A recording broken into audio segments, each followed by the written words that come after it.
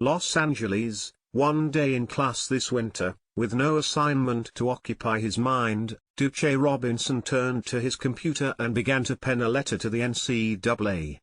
In a long-established bylaw, the organization allows student-athletes just 20 hours per week of countable athletically related activities.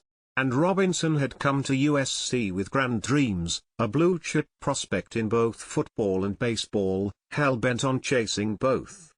Trying to squeeze every minute he could out of his eligibility come spring football and baseball in March, Robinson poured forth his soul in that classroom into one request: give him an hour or two more.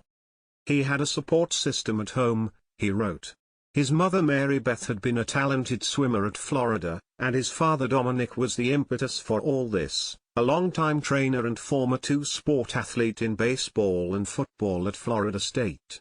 He had a support system at USC, he wrote, working with football coach Lincoln Riley and baseball coach Andy Stankiewicz to tow this tightrope. I was just kinda trying to tell them, I know this isn't very typical, Robinson reflected. But what I'm trying to do isn't very typical, either. The NCAA denied it. Robinson's father still hasn't heard an explanation. When asked for a reason, the NCAA referred the Southern California News Group back to USC, who asserted that all information around waivers was confidential. In the spring that's followed, the 19-year-old wide receiver plus outfielder has lived in a race against time. Time, often, has won. The raw pop drew MLB draft buzz coming out of high school in Arizona, but Robinson had never played a full season of organized baseball, and he'd earned just a handful of at-bats in this USC 22-24 season. He's not ready to play full-time at the moment, Stankiewicz said. And Dominic can't help but think, what if Robinson just needed 20 more minutes, at times, to hit? What if he had an extra hour? You're fighting with one hand tied behind your back, Dominic said. So he fights.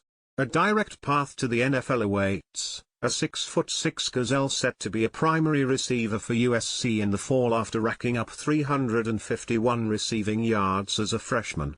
He has a murkier route to the MLB, with raw tools that nonetheless make him a unique prospect.